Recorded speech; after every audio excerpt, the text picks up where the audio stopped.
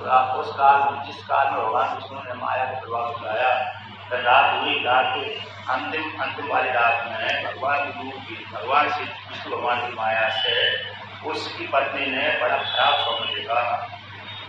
स्वप्न मंत्री ईसा विष्णु माया व्यादस्य भर्तारम महिषारूढ़म तैलाभ्याप्तम दिगंबरम।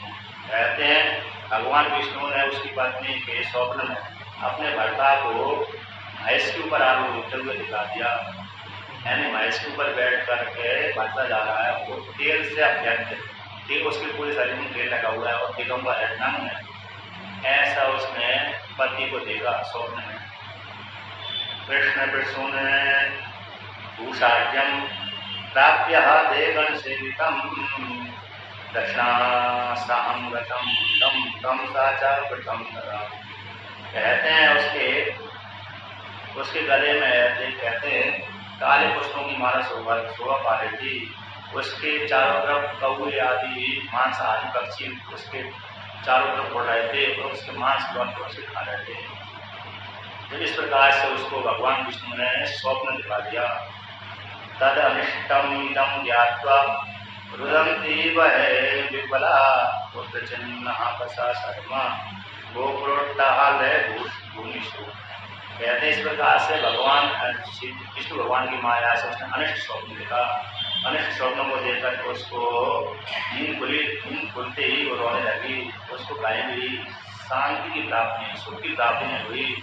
ना तो घर में प्राप्ति हुई, ना नगर आदमी में प्राप्ति हुई, नहीं कहीं भी हुई। आदर घूमने लगी, दुखी होकर के। भ्रमती सा ततो बाला ददर्शहाति विभीषणौ राक्षसौ सिंह वदनौ दृष्ट्वा दर्शन भास्करौ। कहते हैं घास ने भी जंगल में गए, आकर उद्यान में घूमने के लिए गए। तो घूमते घूमते वहां पर दो राक्षसों को उसने भयंकर देखा। उनके जो राक्षसों के मुख शेर के जैसे थे, ऐसे भयंकर राक्षसों को उसने उस स्त्री ने देखा, वृंदा ने देखा। तौ दृष्ट्वा विवालाहा दीवा पलायन परा तदा ददर्शा तापसं संतम सशिष्यम मौनमास्थिता। कहते राक्षसों को देख कर वही स्त्री अकेली थी तो भागने लगी, उद्यान में भाग रही थी। उसी काल में उसने एक साधु को देखा। साधु अपने कहते हैं तपस्वी को देखा। वह तपस्वी अपने शिष्यों के साथ बैठा हुआ था, कुछ चर्चा कर रहा होगा, साधना कर रहा होगा, तो वहां पर बैठा हुआ देखा। ततस्तत कंठमा साध्य निजाम बाहु लताम भयात हे माम रक्ष शरणम अगतास्मित्य वासका। कहते हैं उस साधु को देख करके दौड़ती हुई आई, साधु के गला पकड़ लिया, मतलब कंठ में लग गई। ऐसे कोई बालक अपने माता से अपने पिता से कंठ लग जाता है, उसी प्रकार से उसने अभी दोनों हाथों से उसे कंठ भर लिया और कहने लगी बाहुलता पकड़ करके कंठ में भर करके, हे मुनि मैं आप शरण में आया हूँ, ये रक्षा करिए, जीव रक्षा करिए। मुनिष्ठाम वैवलहम दृष्ट्वा राक्षसानो गतां तदा ओंकारेण चकारा विमुखौ दत्तम। कहते मुनि जब इस प्रकार से उस शरण में गई तो मुनि ने भी राक्षसों को देखकर तो हुंकार भरी। उस तपस्वी ने हुंकार भरने से वो राक्षस कैसे हो गए, भाग गए वहां से, डर के मारे भाग गए। तो देखा और राक्षसों ने देखा कि तपस्वी या तो हुंकार भरेगा तो हम मरी जाएंगे, भाग ही गए। तथा सहा मुनिना तम तम भयान मुक्ता टकांजलि प्रणम्य दंडवत भूमौ वृंदावचन महावीर। तो कहते हैं इसके पश्चात देखा कि राक्षस भाग गए तो मुनि को उसने प्रणाम किया, ऐसे होकर के उसने उनके मुनि के कंठ को छोड़ दिया। कंठ को छोड़ने के पश्चात पर भगवान वो जो मुनि थे तपस्वी थे उसको दंडवत भूमि में प्रणाम किया। और भूमि में प्रणाम करने के पश्चात कहते हैं वचन बोलने लगे, तुमने कहने लगी मुनिनाथ दया सिंधु पर पीड़ा निवारका रक्षता हम त्वया पूरा भयादस्माद खलोद्भवा। तो वृंदा कहती हे मुनिनाथ हे दया के सागर, आप तो दूसरे की पीड़ा परेशान करने वाले हैं, मैं आपके द्वारा रक्षित हो गई हूँ। इन घोर राक्षसों ने मेरे को खाने वाले थे, तो इसके कारण है तुमने मेरी रक्षा करी थी। मैं तुम्हारे उन राक्षसों के भय से मैं पीड़ित हो गई थी, तुमने मेरी रक्षा करी है। समर्थः सर्वथा त्वं निधि सर्वज्ञोऽपि कृपानिधि किंचित् विज्ञप्तुम् इच्छामि कृपया तन्निशामय। हे मुनि, तुम कृपा के सागर, तुम सब कुछ जानने में समर्थ हो, सर्वज्ञ हो। मैं तुमसे कुछ पूछना चाहती हूँ, आप कृपा करके उसका वर्णन करिए, बता दीजिए। जलंधरो ही मदभर्ता रुद्रम योद्धुम गतः प्रभो सा तत्रास्ते कथम युद्धे तन्मे कतः सुकृता।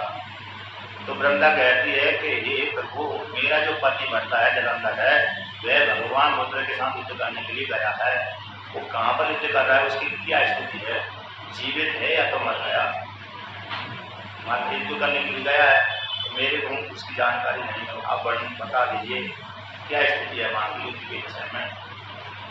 तो मुनि कहते हैं, मुनिस्तद्वाक्यम आकर्ण्य मौनम कपटमाश्रिता कर्तुम स्वार्थम विधानज्ञ कृपयोर्ध्वम् ऊर्ध्वमावेक्षत।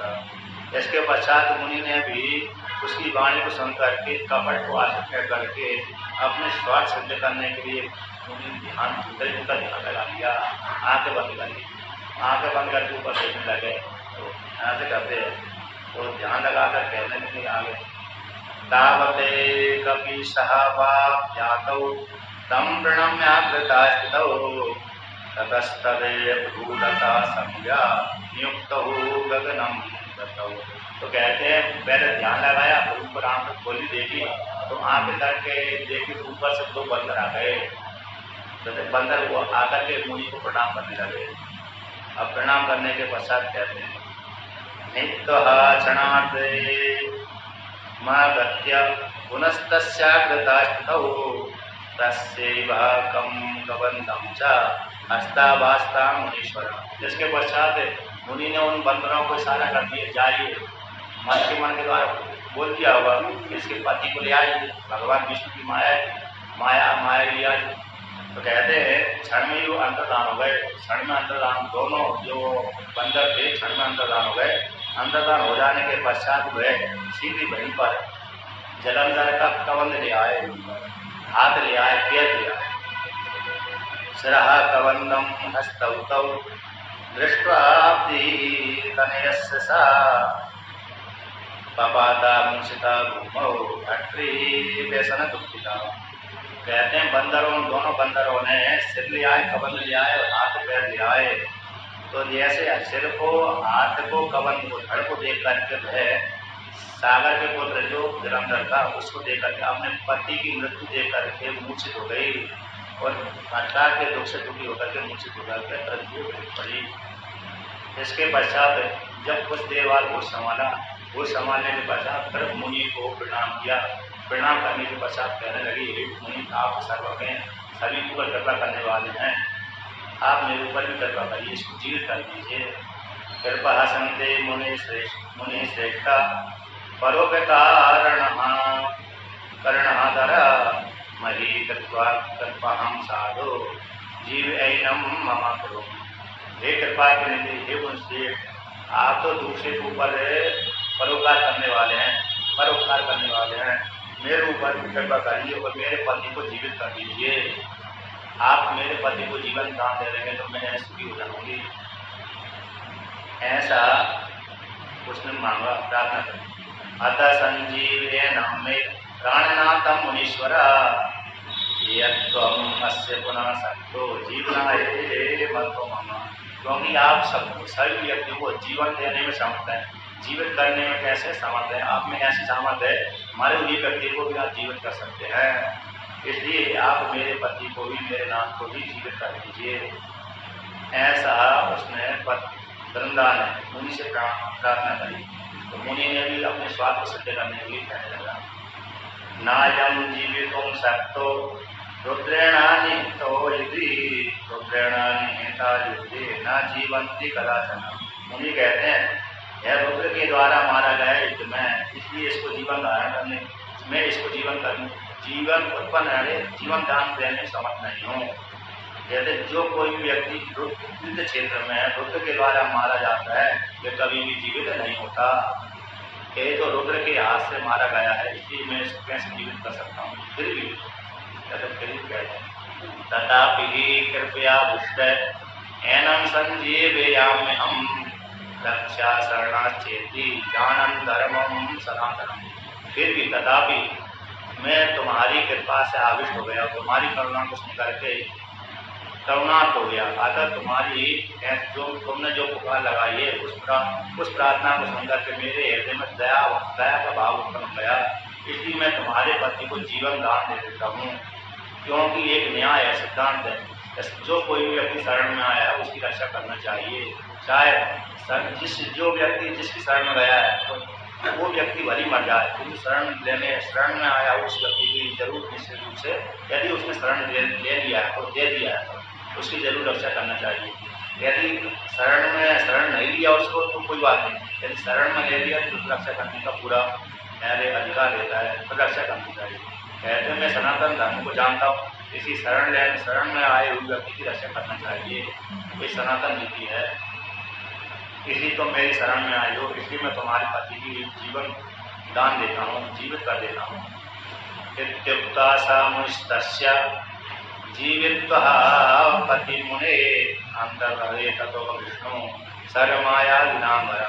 इसके पश्चात भगवान विष्णु ने जो कबंध 2 बंधन लाए थे, उन बंधनों के कबंध ऐसे गए, उनको जोड़ दिया मुनि ने और पुनः जीवित कर दिया उसको। जैसे जीवित हुआ वो वृंदा का पति जलंधर झूठा नकली। इसके पश्चात भगवान विष्णु अपने शिष्यों के साथ अंतर्धान हो गए। दुर्गम सा जीवित उत्थित सागरे नंदना अलिंग है तद सर्वाक्षम चुचुम्ब प्रीतिमानसः। इसके पश्चात जीवित हो जाने के पश्चात खड़ा हो गया, बैठ गया। फिर इसके पश्चात बैठने के पश्चात उसने वृंदा को आलिंगन किया, स्पर्श आदि किया प्रसन्न होकर के। अत वृंदापि भर्तारं दृष्ट्वा हर्षते मानसा जहु शोकं च निखिलं स्वप्नवदे बुद्धि अमन्यता। तो कहते हैं इसके पश्चात वृंदा ने देखा कि मेरा भर्ता कैसे जीवित हो गया, अपने भर्ता को जीवित देकर के प्रसन्न मन वाली हो गई। उसका जो दुख पहला था भर्ता मरा हुआ देखकर तो सारा दुख समाप्त हो गया। देखा कि मेरा भर्ता मर गया था और पहले तो मर गया था, इसके पश्चात उसने देखा कि अब जीवित हो गया। तो जो स्वप्न की बात जैसे झूठी हो जाती है, उसी प्रकार स्वप्न समान वो पीछे की घटना को भूल गई। अत प्रसन्न हृदया साही संजात दया प्रेमे तदे वनम अध्यस्ता तदयुक्त हो बहुवासना। इसके पश्चात प्रसन्न हृदय वाली होकर के उसने अपने पति को अपना हृदय प्रदान कर दिया। फिर उसी जंगल में रह करके, उद्यान में रह करके बहुत रात्रि तक उसने अपने पति के साथ, नकली पति के साथ प्यार किया। कदाचिते सुरतस्यांते दृष्ट्वा विष्णुं तमेविहि निर्वस्य क्रोधे संस्कृता वृंदः वचनमार्गे। कहते हैं कुछ काल व्यतीत हुआ, महीना 2 महीना व्यतीत हो गया होगा। इसके पश्चात किसी काल में व्रत काल के अंत में भगवान विष्णु ने हो सकता है पहला जलंधर का रूप बनाया था, फिर भगवान विष्णु ने अपना रूप चेंज कर लिया होगा, अथवा हो सकता है स्वर्ग के अंत में कुछ चेंज जान लिया उसने, क्योंकि मेरा पति तो इस प्रकार भोग करता था, ये तो दूसरा इस प्रकार भोग करता था। तो इस प्रकार से उसने विष्णु के चिन्ह को जान लिया, यानी स्वर्ग के अंत में। तो जैसे विष्णु के चिन्ह को जाना उसे जान लिया, क्योंकि विष्णु भगवान के हृदय में वो रहता है, श्रीवश का चिन्ह रहता है। जलंधर के हृदय में तो नहीं है, जलंधर तो व्यर्थ था, किंतु विष्णु भगवान के हृदय में छाती के श्रीवश का चिन्ह, भ्रामक जरूर इसी पैर का चिन्ह है, वो श्रीवश से कहलाता है। तो उसी चिन्ह को उसने देख लिया। कहते हैं विष्णु के चिन्ह को देखने के बाद, श्रीवश को देखने के कारण वो डर गई और घटना करने लगी, जोर से उठोकर के दंडा कहने लगी, तदेवं हरे शीलम परदाराविगामिना यातोषि तुम मयः सम्यक माही प्रत्यक्षतापसा। वृंदा कहते धिक्कार है तुमको, तुमने हरे हे विष्णु तुमको धिक्कार है, तुमने दूसरे की स्त्री की स्त्री को अपहरण किया है, परदारा का दूसरे की स्त्री को अभिगमन किया है, यानी शील का भंग कर दिया। मैंने जान लिया तुमने ही माया से तो करके मेरे को इस प्रकार से घटना दिखाई स्वप्न दिखाया था और राक्षस बनाए थे और बंदर दिखाए थे। तो तुम ही ये माया थी, मुझको माया दिखाकर ठगने के लिए तुम आए थे। तुमको धिक्कार है, ऐसे विष्णु को धिक्कार है, तुमने जो मेरा शील भंग कर दिया। इत्युक्तः क्रोधमापन्ना दस्यन्ति सुतेजसं सशापाके स्वं व्यास पातिव्रत्यरता राक्षसा। जिसके पश्चात ऐसा क्रोधित होकर के अपने पातिव्रत तेज को दिखाते हुए भगवान विष्णु को पातिव्रत धर्म के प्रभाव से होकर के साप देने लगी। रे महाधमा दैत्यारे पर धर्म विदूषका कृष्णस्व षटमत्थम सापम सर्वे विशोलभणम। हे महादम, हे दैत्यारे, पर धर्म विदूषका, दूसरे के धर्म को नष्ट करने वाले, हे सट, मेरे द्वारा दिए गए श्राप को तुम धारण करो। यौ त्वया माया ख्यातौ स्वकीयौ दर्शितौ मम तहु ये राक्षसौ भार्याम तव हरिष्यता। कहते हैं, तो वृंदा कहती है, जिससे कहते हैं तुमने जो दो राक्षसों को धारण कर करके मेरे को दिखाया है, माया के द्वारा तुमने दो राक्षस बना करके जो मेरे को डरवाया था, वह राक्षस और मैं उससे उन राक्षसों के द्वारा भयभीत होकर के भागी थी। वही राक्षस तुम्हारे भविष्य में तुम्हारी भार्या को हरण करेंगे। भविष्य में वो राम जी की पत्नी को हरण किया था उन्होंने। तम चापी भार्या दुखार्तो बने कपि सहायवान ब्रह्मण सर्वेश्वरेणायम यस्ते शिष्यत्वमागता।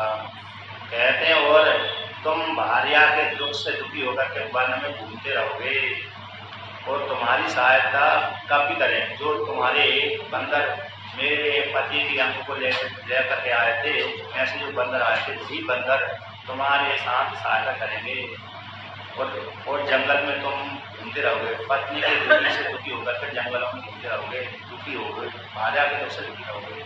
और तुम्हारे जो शिष्य जो है शिष्य अतः सर्प आदि है, तुमने जो सर्प बनाए थे, सर्प शिष्य थे, शेष नाम के पहले तुम्हारे शिष्य जो जितने शिष्य बने थे, तो वो शिष्य भी तुम्हारे साथ रहेगा। आज तक जो शेष भी तुम्हारे साथ रहेगा।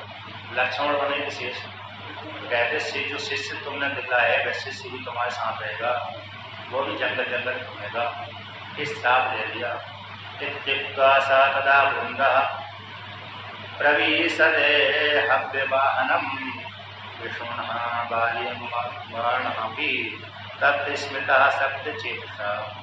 इसके पश्चात वह वृंदा ने आग प्रकट की और आग प्रकट करके बस उस अग्नि में प्रवेश करने लगी। यद्यपि यहाँ पर कहते हैं भगवान विष्णु उसको रोकते थे, तुम मरो मती जलो मती। भगवान विष्णु के उस वृंदा के रूप के प्रति आसक्त हो गए थे, तो आसक्त हो जाने के पश्चात उसको रोक रहे थे, तुम शरीर मत छोड़ो। एतस्मिन् अवसरे देवः ब्रह्माद्या मुने आगता के समं तारे सद्गतिं प्रैच्छव। तो जैसे ही अग्नि में प्रवेश करने लगी, उसी काल में सारे देवता, ब्रह्मा आदि है, ऋषि मुनि है और अन्य देवता है, उसकी कहते पतिव्रता का कौन सी गति होती है, पतिव्रता स्त्री की क्या गति होती है, उस गति को देखने के लिए आकाश मार्ग में वो सारे देवता आ गए उसी गति को देखने के लिए।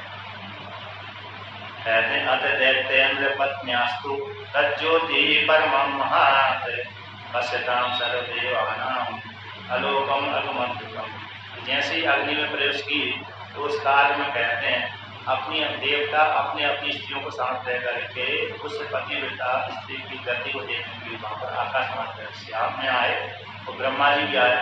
तो कहते हैं दैत्य की जो पत्नी थी सारे देवताओं को देखते देखते अदृश्य हो गई, उसकी ज्योति है कहाँ पर चली गई, ज्योति को वर्णन करते हैं। शिवातनो विलीनं तद वृंदा तेजो बहुधा आसीत जय जया रावा खसितः मर पंक्तिषु। कहते हैं उस जब उसका शरीर तो अग्नि भस्मीभूत हो गया, किंतु उसका जो ज्योति थी, आत्म ज्योति थी, वह आत्म ज्योति वहां से निकालकर सीधा माता पार्वती के हृदय में आकर समा गई।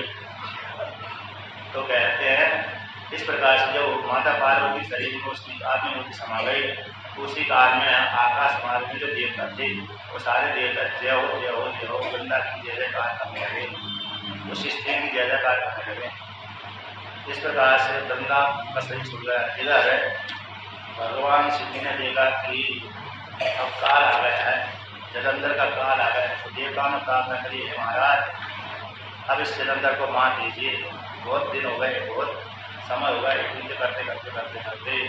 इसके पश्चात भगवान शिव जी के साथ युद्ध चल रहा था।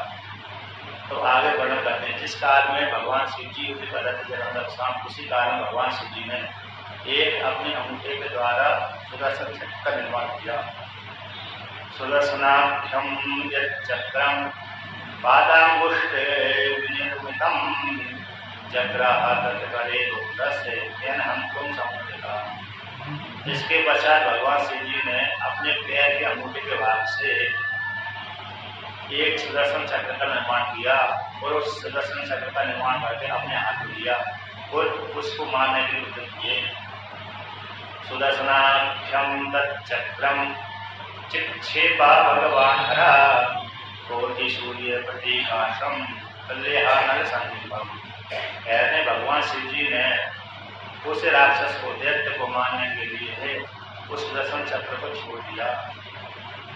प्रात है देरोदसी वेगात तदा साध्य जलंधर जहारा कसरो वेगा महदाय लोचनम। इसके पश्चात भगवान शिव जी ने जैसे ही सुदर्शन चक्र छोड़ा, उसी काल में एक सुदर्शन चक्र गया और गले पे जाकर पड़ा। जैसे गले पे जाकर गिरा तो गले को उसने काट दिया, उसका धड़ नीचे गिर गया और उसका सिर भी नीचे गिर गया। तथा पितायः पपातोर्व्याम नादयन् वसुधातरम शिरश्चाप्यब्धिपुत्रस्य आहाकारो महान।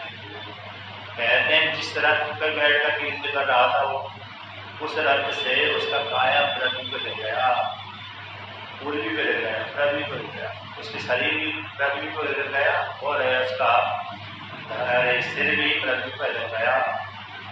तो कहते हैं जैसे ही वो पृथ्वी पर मर गया, गिर गया, उसी काल में दैत्य सेना में हाहाकार मच गया।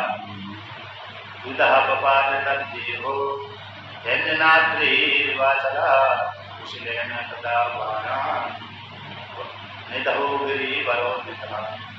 कहते हैं उसके देह के दो भाग हुए थे भगवान शिव जी के सुदर्शन चक्र के प्रभाव से।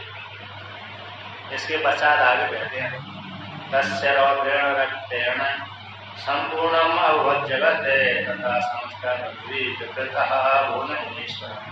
कहते हैं उसके शरीर से जो रक्त निकला था, उसके रक्त से संपूर्ण जगत कैसा होगा, रक्तमय हो गया, आकर पृथ्वी विकार को प्राप्त हो गई थोड़ी सी। तद रक्तमखिलम रुद्र योगान है मासमेव च महारौरव मासाद्य रक्त कुंडे मभूतिया। कहते उसके शरीर से रक्त निकला था, मांस में आदि निकला था। तो कहते उस रक्त को संचय करके महागौरव नाम के नरक में जाकर गिर गया। तो जो महागौरव नाम का नरक है उसमें रक्त का कुंड बन गया। आधा जलंधर के शरीर से निकला हुआ रक्त और मांस है, महागौरव नाम के नरक में जाकर के कुंड में जाकर गिर गया। उसमें जो पापी लोग जाते हैं उस कुंड में यमराज उसको डाल देते हैं, तो वो रक्त का पान करते रहते हैं वहाँ पर। तो महागौरव नाम का नरक जो कुंड है उस कुंड को उपर्ण हो गए वो। तत्तेजो निर्गतम देहाद रुद्रे चहलय महागमते ब्रह्मो ब्रह्मादिभूतभवं यावदे गौर्या ही बलियम कथम। इसके पश्चात जलंधर के शरीर से एक तेज निकला, यह तेज है भगवान शिव जी के हृदय में जाकर प्रवेश कर गया। माता पार्वती के शरीर में तो वृंदा का तेज प्रवेश कर गया, और भगवान शिव जी के हृदय में जलंधर का तेज प्रवेश कर गया। इस प्रकार से दोनों की मुक्ति हुई। अब आगे की कथा कहते हैं, जलंधर को काका समाप्त उठाने के पश्चात देवताओं को प्रसन्नता हुई। देवताओं कहा तो महाराज आज का निष्कंटक हो गए। देवताओं ने स्तुति करी और देवताओं में स्थिति करके अपने राज को प्राप्त कर दिया शिव की सहायता से। तो देवता अपने राज में रहकर राज करने लगे और भगवान और अन्य ऋषि मुनि भी स्वस्थ होकर के ध्यान पूजन आदि करने लगे। कहते हैं कि जब वृंदा को देख करके भगवान विष्णु आसक्त हो गए थे तो वृंदा के बिना उनको चैन नहीं आ रही थी।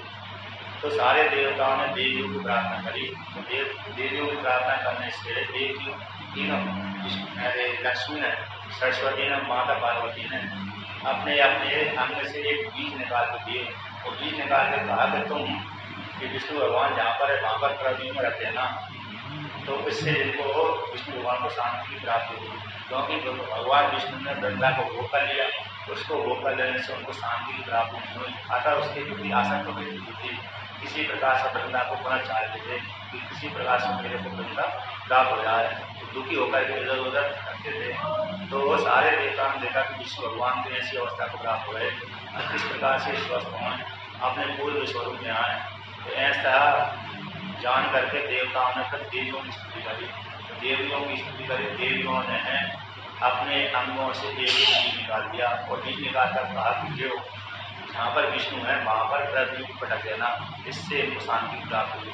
कहते वो सारे देवता बीज लेकर आए, तीनों देवियों से एक बीज लेकर आए। तो जहाँ पर विष्णु भगवान बैठे थे वहीं खड़े हो गए, उस पृथ्वी पर रख दिया, पटक दिया। तो वहाँ से 3 पौधा निकले, उससे एक से धात्री निकला, एक से मालती निकला, एक से तुलसी निकला। फिर 3 बीज देवियों के बीज से उत्पन्न होने वाले 3 वृक्ष पैदा हुए। तो धात्री, मालती, तुलसी, फिर 3 इससे जब पौधा के रूप में पैदा हो गए, कहते तुलसी और मालती ये दोनों विष्णु भगवान के अत्यंत प्रिय हैं। तो तुलसी को प्राप्त करके भगवान विष्णु शांति को प्राप्त हो गए। एक कथा पूरी हुई। इसके पश्चात अब आगे कहते हैं शंखचूर्ण की कथा को कहते हैं। कहते हैं शंखचूर्ण विदो वीरो दानवो देवकंडका यथा शिवेन नीतो रणमुद्ध में त्रिशूलता। शंखचूर्ण नाम का एक दैत्य हुआ है, दानव दैत्य की संज्ञा उसकी नाम है, दानव उसकी संज्ञा है। कहते हैं बस भगवान शिव जी के द्वारा रण क्षेत्र माना गया। तच्छंभो चरितम दिव्यम पवित्रम पापनाशनम रणो व्यासेषु संविद्या पश्चिमी सुस्नेस्तवा। तो कहते हैं सूर्य जी से सोनाकादि ऋषि, सोनाकादि ऋषि में शिव जी कहते हैं, संत कुमार व्यास भगवान से कहते हैं ऐसे भगवान भोलेनाथ और पाप को नष्ट करने वाला दिव्य चरित्र में स्थिति है। तो यहाँ पर वर्णन करते हैं मरीचे से तनयो धातु पुत्रो या कश्यपो मुनि सा धर्मिष्ठा सिद्धिकर्ता विद्याज्ञप्तः प्रजापति। कहते ब्रह्मा जी के पुत्र मरीचि हुए, मरीचि के पुत्र कश्यप ऋषि हुए। कश्यप ऋषि भगवान ब्रह्मा जी की आज्ञा को लेकर के कहते हैं धर्म का पालन करते हुए सृष्टि कार्य कर रहे थे। उसी काल में दक्षः विद्यादौ तस्मै निर्कन्यः सुत्रयोदश तासां प्रसूति पुष्पं न कृता बहुविस्तृता। कहते हैं दक्ष प्रजापति की 13 जो कन्याएं थी, वो 13 कन्याएं इन कश्यप ऋषि को ब्याही गई थी। तासु कश्यपः पत्नीषु धनुष्पेका वरांगना महारूपवती साध्वी पति सौभाग्य बलिता। उन 13 पत्नियों के मध्य में एक धनु नाम की पत्नी थी जो महारूपवती थी, साध्वी थी, पति के सौभाग्य से वृद्धि वाले थे। तेस्वे को विप्रचित्तिष्टु महाबले पराक्रमा तदे पुत्रो धार्मिको दम्भो विष्णु भक्तो जितेन्द्रिया। कहते उस धनु के बहुत से पुत्र हुए। उन बहुत से पुत्रों के मध्य में एक विप्रचित्ति नाम का पुत्र उत्पन्न हुआ जो महाबलशाली था, बड़ा पराक्रमवान था। कहते उसका पुत्र एक दम्भ हुआ। वो दम्भ विष्णु भक्त था, जितेंद्रिय था, वो विष्णु भक्त था। नासीदे तटतनयो वीरस्य ततश्चिंता करो भवते शुक्राचार्यं गुरुं कृत्वा कृष्ण मंत्रमवाप्ते। इसके पश्चात उसे दम्भ को कोई संतान प्राप्त नहीं हुई। जब संतान नहीं प्राप्त हुई तो उसने शुक्राचार्य भगवान को प्रणाम किया और पूछा कि भगवान मेरे को संतान की प्राप्ति चाहिए, आप कोई उपाय का वर्णन करिए। तो शुक्राचार्य भगवान ने विष्णु का भक्त था, श्री कृष्ण मंत्र दे दिया। भगवान कृष्ण का मंत्र दे दिया कि इस मंत्र को जाप करो, तो जो भी कृष्ण भगवान का पंचाक्षर होगा वो दे दिया। तपश्चकार परमं पुष्करे लक्ष्य वर्षकम कृष्ण मंत्रम यदाप्यैव विलंबद्वासनम। कहते हैं उसने 1 लाख वर्ष तक पुष्कर क्षेत्र में, जो पुष्कर राजस्थान में पुष्कर है, उस पुष्कर क्षेत्र में जाकर के पुष्कर में जाकर के 1 लाख वर्ष तक कृष्ण भगवान का मंत्र जाप किया। श्री कृष्ण के मंत्र जाप कर करा।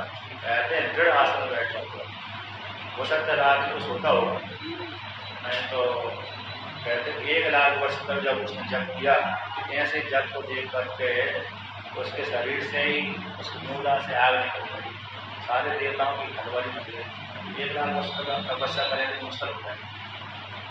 तपः प्रहकुर्वतस्य तस्य मूर्धनो निभिषत्य तत्तुलते विषसारवर्तते तत्तेजो हि दूषणम्। जब 1 लाख वर्ष तक तपस्या कर रहा था, उस काल में उसके बीच में कहता उसके शरीर से इतना मूला से इतना तेज निकला, उस तेज के कारण वहाँ की आसपास की जनता परेशान हो गई और दूसरी स्वर्ग लोग के देवता परेशान हो गए, क्योंकि आग ऊपर ही उठती है, इधर उधर तो थोड़ा हवा की झोंके से इधर उधर जाएगी, लेकिन सीधा ऊपर ही जाएगी। अग्नि का स्वभाव है ऊपर उठना, जल का स्वभाव है नीचे गिरना, इसलिए हमेशा आग अग्नि है ऊपर की ओर जाती है। ऊपर भूलोक है, स्वर्गलोक है, पृथ्वी लोक है, तो वहाँ के स्वर्गलोक के देवता दुखी हो गए, अन्य ऋषि मुनि दुखी हो गए। तो सारे देवताओं ने प्रणाम ब्रह्मा जी के पास हो गए, महाराज एक ताप इस ताप के कारण हम स्वर्गलोक में नहीं रह पा रहे, आप कुछ करिए। तो ब्रह्मा जी को भी ताप लग गई, ब्रह्मा जी विष्णु भगवान के पास हो गए। विष्णु भगवान से कहा कि तुम्हारा जो भक्त है आराधना कर रहा है उसको शांत करिए, हम कष्टों को दूर करिए।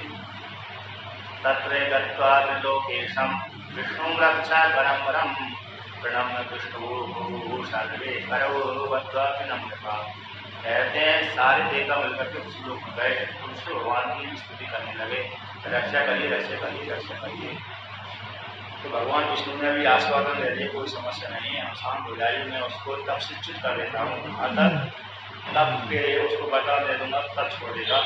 वो छोड़ देगा तो फिर ये जो उसके द्वारा अवधि के द्वारा अशांति हो रही है, जो कष्ट हो रहा है वो कष्ट होना बंद हो जाएगा।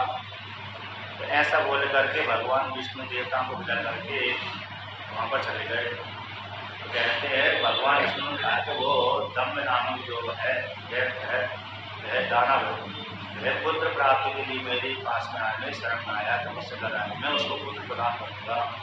इसलिए पुत्र प्रदान कर रहने के पश्चात वो तपस्या छूटेगा। दान वो दम्बिना माही मद भक्ता कृते तपा पुत्रादि समिष्यामि तम हम वरद वरदानता। कहते हैं दम्ब नामक जो दानव है मेरा भक्त है, वह पुत्र प्राप्ति के लिए तपस्या कर रहा है। जब मैं उसको वरदान दे दूंगा तो वह अपनी तपस्या पर छोड़ देगा, अगर उसको पुत्र की प्राप्ति हो जाएगी तपस्या करना बंद कर देगा। तो तपस्या बंद करने से उसके शरीर से तेज निकलना बंद हो जाएगा। अच्छतो भी परम दातुम पुष्करम सन जगामहा तपश्चरति यत्रासो दम्बिना माहि दानव। इसके पश्चात भगवान ने देवताओं को विदा करके यहाँ पर दम्भ तपस्या कर रहा था उसी क्षेत्र में आ गए, वरदान देने के लिए आ गए। तत्र गत्वा परम दूति चुप्तः परिशान्त्वयन् ग्रासून्दितया भक्तं जपन्तं स्वमनुहरि। कहते हैं जहाँ पर तपस्या करा था वहाँ पर आ गए और भगवान विष्णु कहने लगे, हे भक्त मेरे से वरदान मांग लीजिए।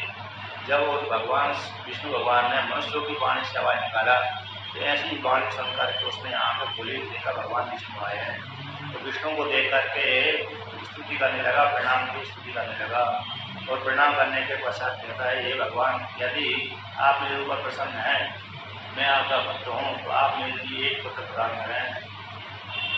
स्वभक्तम तनेहम देहि महाबले पराक्रमम लोके दहिनम वीरम अजेयम च देवक्षाम। कहते हैं मुझको हे भगवान महाबल पराक्रम से संपन्न तीनों लोगों का विजय प्राप्त करने वाला वीर अजय देवता को जीतने वाला ऐसा एक पुत्र प्रदान करें और आपका पुत्र इस प्रकार से ऐसा पुत्र मेरे को प्रदान करें। तो भगवान विष्णु ने देरी नहीं करी। प्रत्युक्तो दानवेन्द्रेण दम्बरम प्रददौ हरि निवर्त्य चोग्रे तपस्से सस्य ततः सोन्तर्धान। कहते हैं इस प्रकार से जब दानवों में श्रेष्ठ उसने दम्भ ने मांगा वरदान, भगवान विष्णु ने उसको वरदान दे दिया। वरदान देने के पश्चात उसने उग्र पद का त्याग कर दिया। तो फिर भगवान विष्णु कैसे अंतर्धान हुए? काले हे नाल पले काले हे नाल पेन तत पत्नी सगर्भ भाग्यवत्य भूत राजा के सात्यंतम रोचियंते दानवरम। कहते अल्पकाल के द्वारा उसकी पत्नी जब तपस्या करके छोड़कर के अपने घर में आया होगा, आश्रम में आया होगा, तो वहाँ पर उसने अपनी पत्नी के साथ गर्भदान संस्कार किया। थोड़े काल में उसकी पत्नी गर्भवती हुई तो उसने भगवान विष्णु की कृपा से केश को धारण किया। अब उसकी पत्नी 1 लाख वर्ष तक उसकी तपस्या करी। 1 लाख में तो उसकी पत्नी कैसे रही? कहाँ रही लोग में रही वो मुश्किल हो जाता है। सभी लोग में रह नहीं पा रहे तो थोड़े काम में समय व्यतीत हो जाता है। तो यहाँ पर कहते हैं सुदामा नाम गोया कृष्णस्य पार्षदा प्रणि तस्या गर्भे विवेशासौ राधा संपश्यति। इसके पश्चात जैसे ही अल्पकाल के द्वारा उसकी पत्नी गर्भवती हो गई, इसके पश्चात उसने देखा कि मेरी पत्नी का तेज बढ़ने लगा है। उस तेज को देखकर तो प्रसन्न हो गया। उसी काल में जो सुदामा नाम का गोप जो भगवान श्री कृष्ण के धाम गोलोक धाम में रहता है, शिव पुराण के अनुसार तो गोलोक धाम शिव जी का गौशाला है और गर्ग संहिता के अनुसार लोक विशेष है। विष्णु भगवान वैष्णवों के मत के अनुसार तो एक लोक विशेष है, विशेष है, किंतु वो स्वतंत्र है। किंतु शिव पुराण के अनुसार वो भगवान शिव जी की शिवलोक की गौशाला है। जैसे इस आश्रम है, आश्रम की गौशाला उधर ऐसे शिवलोक का एक गौशाला है, उसमें भगवान शिव जी को उन्होंने शिव जी ने कृष्ण भगवान को प्रतिष्ठित कराया, वो कलेक्शन बनाया है। तो और वैष्णवों के अनुसार है स्वतंत्र लोग है, भगवान विष्णु का रूप है। यहाँ पर भगवान विष्णु भी अलग रहते हैं तो कृष्ण भगवान भी अलग रहते हैं। तो सुदामा नाम का जो गोप था भगवान कृष्ण का पार्षद है, पार्षदों में अग्रणी पार्षद है, श्रेष्ठ पार्षद है। उसने राधा के श्राप से उसके घर में प्रवेश कर गया। राधा श्राप दे दिया था तो 1 मनवंतर आदि तक तुमको पृथ्वी में रहना पड़ेगा। उसी प्रकार से उसने भी सुदामा नाम के गोप ने भी राधा का श्राप दे दिया, जाओ तुमको 100 वर्ष तक कृष्ण से विच्छिन्न रहने पड़ेगा, अलग रहना पड़ेगा, 100 वर्ष तक तुम कृष्ण से नहीं मिल सकती। उसी प्रकार से इसने वर्णन किया 1 कल्प तक मतलब कुछ संवत्सर तक मतलब मनवंतर तक तुमको पृथ्वी लोक में वास करना पड़ेगा। तो दोनों ने आपसी में श्राप दे दिया था, किसी स्त्री को लेकर श्राप दिया था। तो दोनों गोलोक में आपस में रहते थे। तो उसमें राधा ने उसको श्राप दिया, सुदामा ने राधा को श्राप दे दिया। अशुतम समय साध्वी प्रभुहम तनयम तथा जातिकम सूचकारासो पिता हुए मुनि। इसके पश्चात उसकी पत्नी ने साध्वी पत्नी ने सुंदर समय में नक्षत्र योग आदि में अपने पुत्र को उत्पन्न किया। जब पुत्र उत्पन्न किया कहते उस काल में पिता को बड़ी खुशी हो गई। फिर उसने मुनियों को बुलाया, ब्राह्मणों को बुलाया, अपने पुत्र का जातक संस्कार आदि किया, जातक संस्कार किया, दान आदि किया। उत्सव सुमहान आसीत् तस्मिन् जाते दुर्गमा नाम चक्रे पिता तस्य संकुचूरेति तस्मै। कहते वो जब पैदा हो जाने के पश्चात उसको मानव से बनाया गया। फिर पिता ने उसको जो चूड़ाकरण संस्कार होता है, नामकरण संस्कार होता है, उसका नाम रख दिया संकुचूर, उसका नाम रख दिया। पितुर्गे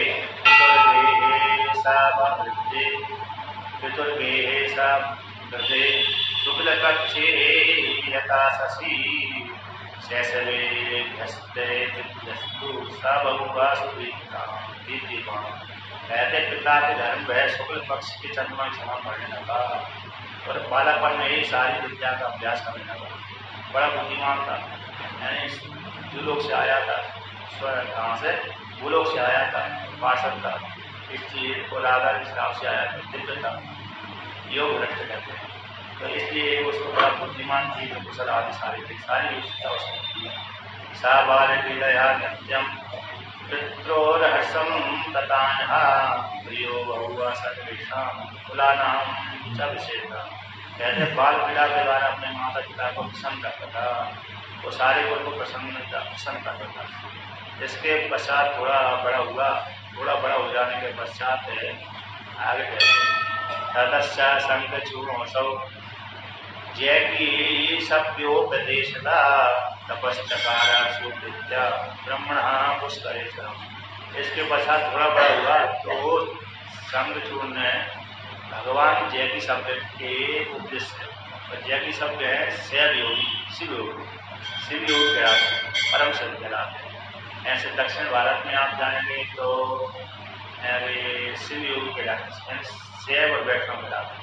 इधर तो ज़्यादा वैष्णव भी है, रामायण की ज़्यादा चलते हैं, लेकिन दक्षिण भारत में रामलीला समुदाय को मानने वाले ज़्यादा वैष्णव होते हैं, तो उधर ही शिव जी को ज़्यादा मानने वाले हैं। तो शैव सन्यासी दक्षिण भारत में, तमिलनाडु, कर्नाटक में वहाँ पर जाते हैं, और वैष्णव एंड रामलीला समुदाय के भी उधर है।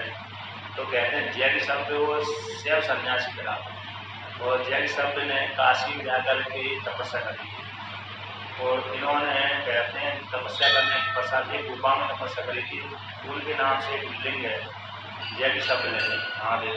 तो वहाँ पर उनको ज्ञान प्राप्त हुआ था, ब्रह्म ज्ञान प्राप्त हुआ था। काशी में है अभी भी शिवलिंग जय की शब्द नाम की गुफा के नाम से प्रसिद्ध है। अब योग सूत्र में इनका वर्णन आता है, योग सूत्र में ऐसा वर्णन आता है कि इन्होंने जब तपस्या का सिद्धि प्राप्त करी तो इनको पीछे के 1000 वर्ष पीछे के उनके सारे जन्म कौन से जन्म हुए थे वो सारे उन्होंने योग के बल के प्रभाव देख लिए, सारे देख लिए। और देखने के पश्चात उन्होंने देखा कि इतने जन्मों तक मैंने भ्रमण किया, भोग होगा, उसमें क्या मिला? सर्वम दुखम, तो कुछ भी सुख नहीं मिला। इतने 1000 वर्ष से कि उन्होंने सार निकाला, इसमें क्या सार मिला? कि सुख मिला कि दुख मिला? सुख तो नाम मात्र के लिए नहीं मिला, दुख ही दुख मिला।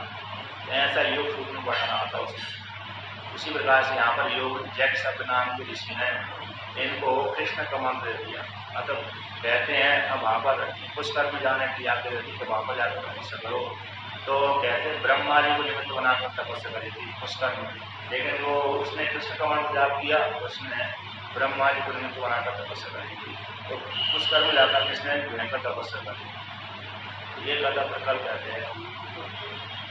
ओम पूर्णमदः पूर्णमिदं पूर्णात् पूर्णमुदच्यते पूर्णस्य पूर्णम्।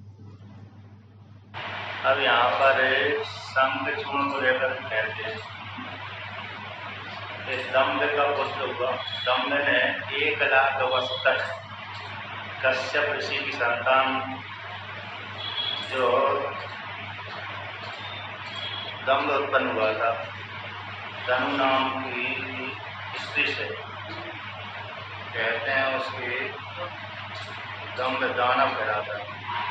तो धनु नाम की स्त्री से विप्रचित्ति हुई, उससे दम्भ पैदा हुआ, दम्भ से संग पैदा हुआ। यानी धनु नाम की स्त्री कश्यप ऋषि, उससे बहुत से पुत्र उत्पन्न हुए, जिन कहते उसमें से विप्रचित्ति, तो ये सबसे श्रेष्ठ था। उसका पुत्र हुआ दम्भ। अब दम्भ की कोई संतान नहीं हुई, भगवान विष्णु का भक्त था ये। तो ब्रह्मा जी को निमित्त बनाकर इसने यहाँ पर पुष्कर में आकर तपस्या करी। 1 लाख